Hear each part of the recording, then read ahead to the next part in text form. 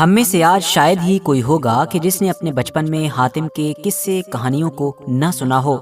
بہت سارے لوگوں نے تو اس کے اوپر بننے والے ڈرامہ سیریلز یا پھر موویز کو بھی دیکھ رکھا ہوگا۔ حاتم طائی کے جو اپنے 7 سوالوں والے ایک بڑے ہی عجیب و غریب اور خطرناک سفر کی وجہ سے مشہور ہے، وہ اتہاس کے ان گنے چنے کریکٹرز میں سے ایک ہے کہ جو ایک ہی وقت میں پوری عرب دنیا، ایران، افغانستان، پاکستان، انڈیا اور بنگلہ دیش، اس پورے ہی علاقے میں کافی مشہور ہے، اور اس پورے ہی علاقے میں حاتم کو ایک ہیرو کے طور پر دیکھا جاتا ہے۔ مگر سوال یہ ہے کہ آج کی اس جنریشن کا یہ ہیرو مطلب کہ حاتم اصل اتہاس میں کون ہوا کرتا تھا؟ اور سب سے بڑا سوال تو یہ کہ اس حاتم کا اتہاس میں اسلام کے آخری پیغمبر مطلب کہ حضرت محمد صلی اللہ تعالی علیہ وسلم سے کیا کنیکشن تھا؟ آخر کیوں اسلام کے آخری پیغمبر خود بھی حاتم طائی سے کافی انسپائر تھے؟ اور کیا ہوا کہ جب حاتم طائی کی بیٹی اور آخری پیغمبر صلی اللہ علیہ وسلم کا آمنا سامنا ہوا؟ ان سارے ہی سوالوں کے جواب جاننے کی کوشش کرتے ہیں آج کے اس ویڈیو میں۔ دوستو، اپنی اس کہانی کو بالکل شروع سے شروع کریں تو یہ بات ہے 9 ہجری مطلب 630 عیسوی کے قریب کی، کہ جب جنگ تبوک کے فوراً بعد نبی علیہ السلام نے ایک دن حضرت علی کی لیڈرشپ میں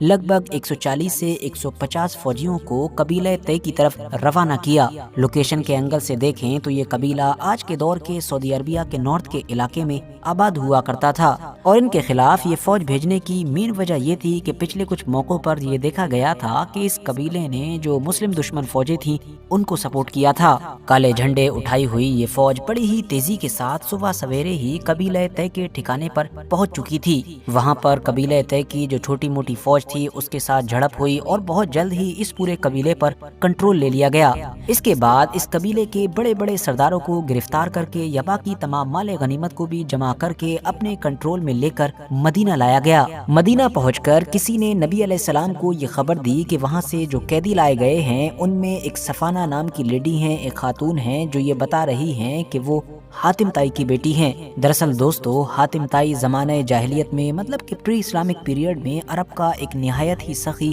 اور مشہور انسان تھا، جو بہت رحم دل، بے قصوں کی مدد کرنے والا، مہمان نواز، محتاجوں کا مسیحا اور ایک بہت ہی نیک صفت انسان تھا۔ اس کی انہی ساری خوبیوں کی وجہ سے حاتم طائی کے قصے نہ صرف عرب بلکہ غیر عرب دنیا میں بھی کافی مشہور تھے۔ اسی لیے نبی علیہ السلام کو جیسے ہی یہ بتایا گیا تو آپ نے فوراً اس خاتون کو بلانے کا حکم دیا۔ وہ خاتون مطلب کہ صفانہ جیسے ہی سامنے آئی تو انہوں نے بتایا کہ میں سخی حاتم طائی کی بیٹی ہوں، میرا جو باپ تھا وہ بھوکوں کا پیٹ بھرا کرتا تھا اور غریبوں پر رحم کیا کرتا تھا۔ اس پر نبی علیہ السلام نے جواب دیا کہ تمہارے باپ میں مسلمانوں کی سی خوبیاں تھیں، اگر وہ اسلام کے دور میں ہوتا تو ہم اس کے لیے رحمت کی دعا کرتے۔ اس کے بعد صفانہ ابن حاتم نے عرض کیا کہ میری آپ سے ایک ریکویسٹ ہے جس کو قبول کر کے آپ مجھ کو شکریہ ادا کرنے کا موقع دیں۔ نبی علیہ السلام نے پوچھا کہ کیا ریکویسٹ ہے؟ تو اس پر صفانہ ابن حاتم نے جواب دیا کہ میرے جو فادر ہیں حاتم وہ فوت ہو چکے ہیں، اور جو میرا محافظ ہے مطلب کہ میرا بھائی وہ مسلم فوج کے ڈر سے یہاں سے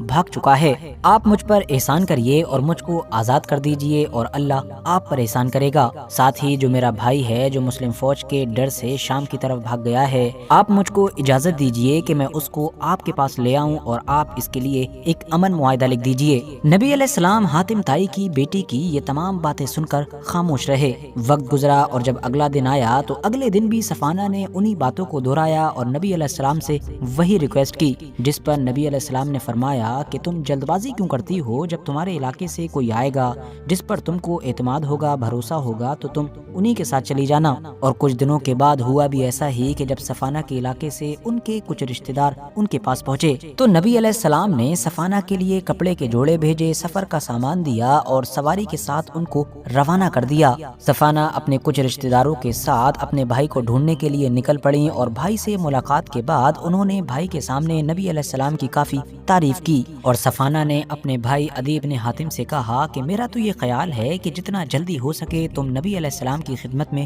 حاضر ہو جاؤ، کیونکہ اگر وہ ایک پیغمبر ہیں تو تم کو جلدی سبقت کرنی چاہیے، اور اگر وہ ایک بادشاہ ہیں تو تمہاری عزت میں کوئی کمی نہیں آئے گی۔ عدی نے جب اپنی بہن کے ذریعے سے نبی علیہ السلام کی تمام تعریفیں سنی اور اس کہانی کو سنا کہ کس طرح سے اس کی بہن کو مدینہ میں ٹریٹ کیا گیا تھا تو وہ اپنی بہن کے ساتھ مدینہ چلنے پر راضی ہو گیا۔ مدینہ پہنچ کر عدی ابن حاتم مسجد نبوی میں پہنچے، جہاں پر نبی علیہ السلام کے ساتھ ان کی ہسٹورک ملاقات ہوئی۔ وہاں پر نبی علیہ السلام کے پاس ایک گدا موجود تھا جس کے اوپر آپ اکثر بیٹھا کرتے تھے۔ جب آپ نے عدی ابن حاتم کو دیکھا تو وہ گدا عدی ابن حاتم کی طرف سرکا دیا۔ یہ دیکھ کر عدی نے عرض کیا کہ نہیں، آپ اس پر بیٹھ جائیے، لیکن نبی علیہ السلام نے پھر سے اشارہ کیا اور خود زمین پر بیٹھ گئے۔ اس کے بعد ان دونوں کے بیچ ایک ڈسکشن ہوا جس میں نبی علیہ السلام نے عدی ابن حاتم کے ان تمام ڈاؤٹس کو کلیئر کیا کہ جو عدی ابن حاتم کے دماغ میں چل رہے تھے۔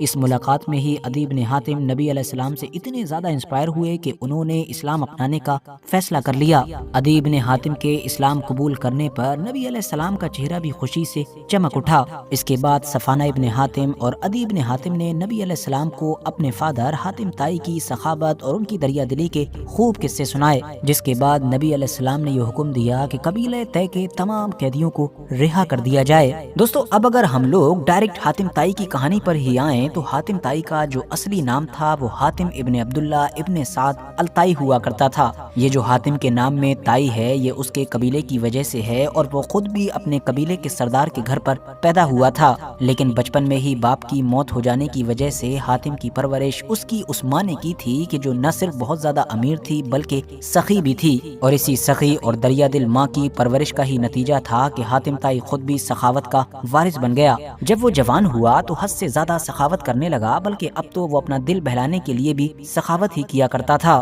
اس کی دریا دلی کا عالم یہ تھا کہ ہمیشہ جب بھی اس کے پاس کچھ کھانے کے لیے ہوا کرتا تھا تو وہ اپنا تمام کھانا، اپنی تمام کھانے کی چیزیں اپنے جو ضرورت مند ساتھی ہوا کرتے تھے ان میں بانٹ دیا کرتا تھا۔ امیر دادا نے جب گھر کے تمام اونٹوں کی ذمہ داری اس کو دی، جو ظاہر ہے اس دور میں حد سے زیادہ قیمتی سمجھے جاتے تھے، تو اس نے سب سے پہلے تو ان میں سے 3 اونٹوں کو اجنبی مہمانوں، اجنبی مسافروں کے لیے ذبح کر دیا، اور باقی بچے ہوئے جو اونٹ تھے ان کو بھی انہی میں بانٹ دیا۔ اور بعد میں اپنے دادا کے پاس واپس آ کر اس نے پراؤڈلی کہا کہ میں نے یہ کام کیا ہے اور آپ کے خاندان کا، آپ کے گھر کا نام روشن کر دیا ہے۔ کمزور اور غریب لوگوں پر حاتم طائی کے دریا دلی کے الگ الگ واقعات، الگ الگ قصے اتہاسک کتابوں میں بھرے پڑے ہیں۔ مشہور تاریخی کتاب البدایہ والنہایہ کے اندر بھی حاتم طائی کا ایک مشہور قصہ ملتا ہے، جس میں یہ بتایا گیا ہے کہ ایک بار عرب کے علاقے میں قحط پڑ گیا تھا، ہر طرف سوکھا تھا اور ہر طرف لوگوں میں مانو فاقے کے حالات پیدا ہو چکے تھے، ہر کوئی دانے دانے کو محتاج تھا، اور ظاہر ہے حاتم کے گھر میں بھی لگ بھگ یہی حالات ہو چکے تھے۔ مگر تبھی اچانک سے رات کے اندھیرے میں حاتم طائی کے گھر کے دروازے پر ایک عورت نے دستک دی، اور اس نے حاتم طائی سے یہ فریاد کی کہ اس کے بچے بھوکے ہیں، بس کسی بھی طریقے سے اس کو کھانا مل جائے۔ اب حاتم طائی کے جو اپنے گھر والوں کے ساتھ خود فاقہ سے بدحال تھا، اس نے جب اس عورت کی فریاد سنی اور اس کے بھوکے بچوں کا حال دیکھا تو بنا کچھ سوچے سمجھے ہی فوراً اس کا جو اپنا گھوڑا تھا اس کو ہی ذبح کر دیا۔ پہلے اس عورت اور اس کے بچوں کو کھلایا، اور اس کے بعد اپنے بچوں کو جگا کر بھی کھانا کھلایا، اور خود اس وقت تک نہیں کھایا کہ جب تک اپنے قوم کے ہر ایک گھر میں جا جا کر اس گوشت کو بانٹ نہیں دیا۔ اتہاسکاروں نے لکھا ہے کہ حاتم کے گھر جب بھی کوئی مہمان آ جایا کرتا تھا تو اس کی مہمان نوازی میں حاتم ساری حدیں پار کر دیتا تھا، بلکہ وہ تو خود ہی ادھر ادھر پھرتا رہتا تھا اور انجان مسافروں اور مہمانوں کو ڈھونڈتا رہتا تھا۔ ایک اونچی پہاڑی پر آگ روشن کیا کرتا تھا اور پھر وہاں سے آوازیں لگایا کرتا تھا، اپنے غلاموں کو بھی خوشخبری دیا کرتا تھا کہ اگر آج اس آگ کی وجہ سے کوئی مہمان ہمارے پاس آ جاتا ہے تو میں تجھ کو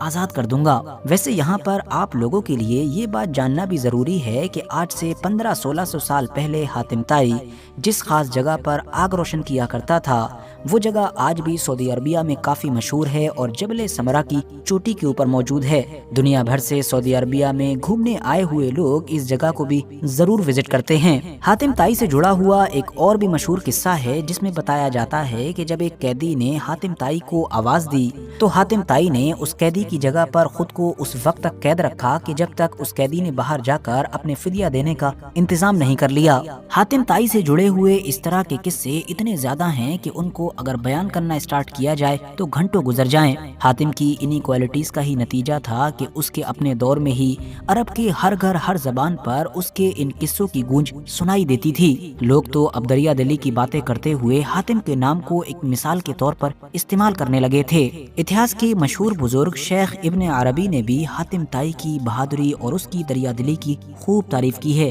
अब साथियों, यहाँ पर ये भी सवाल खड़ा होता है, तो फिर हातिम ताई की वो जो 7 सवालों वाली कहानी है उसकी क्या हकीकत है?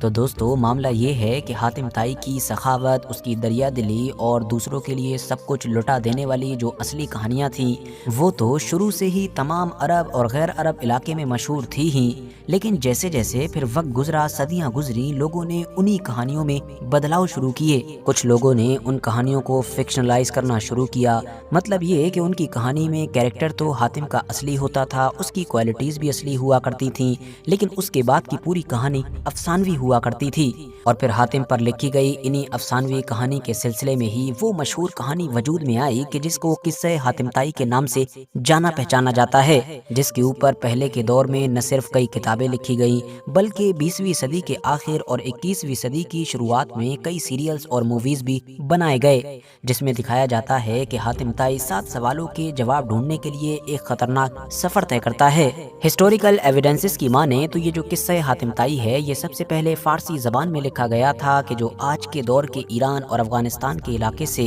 मुगलों के दौर में हिंदुस्तान में पहुंचा था। और फिर वक्त के साथ ये किस्सा यहाँ पर मशहूर ही होता चला गया। मगर हाँ, याद रहे कि जैसा कि हम पहले ही जान चुके हैं कि ये कहानी इंस्पायर तो इसी असली हातिम ताई से है, लेकिन इस कहानी का सच्चाई से कोई नाता नहीं है। बाकी आखिर में जाते जाते इस पूरे टॉपिक के बारे में आप लोगों की क्या राय है, कमेंट्स बॉक्स में ज़रूर बताएं। वीडियो अगर जानकारी से भरपूर लगी हो तो लाइक करने के साथ साथ दोस्तों के साथ ज़रूर शेयर करें, और ऐसी ही नॉलेजेबल और हिस्टोरिकल वीडियोस हमेशा देखने के लिए हमारे इस चैनल को सब्सक्राइब करने के साथ साथ बेल आइकन को ज़रूर प्रेस करें।